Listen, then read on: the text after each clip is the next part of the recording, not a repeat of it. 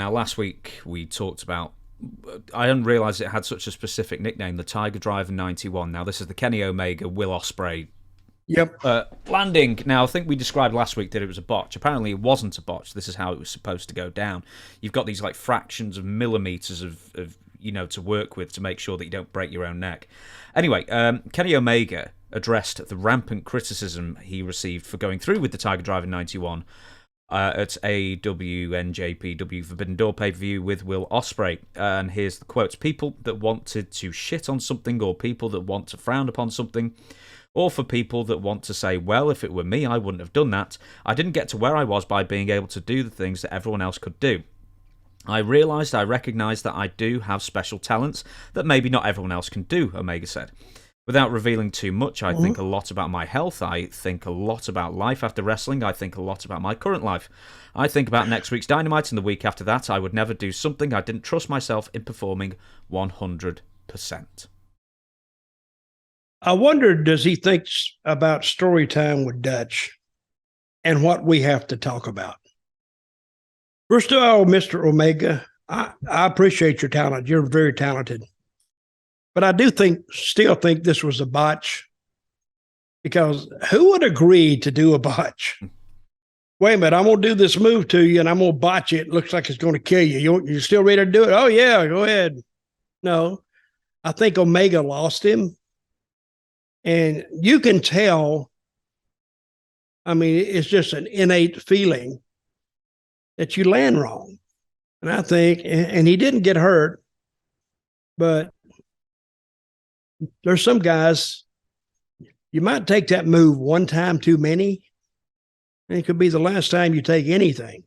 So let's hope that's not the case. But I'm not here to, what he's used that common language of shit on something. I'm not here to do that. I'm here to say that it looked like a botch to me. I'm still going to call it a botch anyway, whether it was or not, because this was deep into the match. And I don't care what kind of conditioning you're in, you're sweating too. I think he kind of lost him and dropped him. He didn't drop him far. It doesn't take much, but I'm glad he's okay. And I still think it's a botch. And I have a lot of respect for both those guys, Omega and what's the other guy's name? Ospreay. Will Ospreay. Ospreay. Where's he from? England? Yeah. Tremendous talent. So, and those guys are not too big, but they don't have to be, because they do such precise stuff. I mean, they're like surgeons. So, but okay, say they're surgeons, and all of a sudden somebody hits the guy's arm. Whoop, whoop. Hey, that's a botch that you may not recover from. Mm-hmm. But see, I think when I talk about people on the show, some people take it differently. Hey, people can mess up. So I think that was a mess up, and I'm still going to call it a botch. And you can call it something else. Call it what you want to. But that's what it is in my head. So as far as I can tell, I want to address something with 100%, because there's trusting yourself 100% to be able to pull off a move and then being able to actually do it 100%. I mean, it's great that you've got the confidence within you, because that'll give you the best chance of success. But nothing is guaranteed, and it's not like, let's say, a drop kick off the a standing drop kick kind of thing. So if you mess that up, like it's either you don't get off the floor enough, or you land slightly wrong. The absolute worst that can happen is maybe, I don't know, you break your wrist or something like that. That'd be incredibly low risk and low likelihood. Whereas a Tiger Driver 91, if you are going for that small margin of error, it's very easy to get hurt off it, and it's just the risk doesn't outstrip the reward, in my opinion, for it. Well, that's what wrestlers do. Wrestlers have a motto that I made up, by the way. Like doctors, do no harm. But when I'm going in the ring with you, I'm putting trust in you, not to hurt me, because I'm not going to hurt you, But you, on the other hand, you don't hurt me. So that's the trust you have in each other. But a sweaty body or a slip is nobody's fault. And even if he had have gotten hurt, it wouldn't have been the other guy's fault anyway, Osprey's fault. It was just a slip. And you can forgive those. But you can tell how much Omega trusts him and Osprey. They trust each other, which is why they have great matches. Mm-hmm. But still, it's this little bit right here. Who was a Japanese wrestler, Misawa or something? Yes, I'm glad you brought it up. So apparently this move harkened back to All Japan in the 1990s, and the type of bumps, these really, high-risk, small fraction bumps, almost on your head kind of thing that Misawa used to take. And it should be worth noting here that Misawa is dead. And the reason why he's dead is because he took a German suplex or a back suplex or something like that.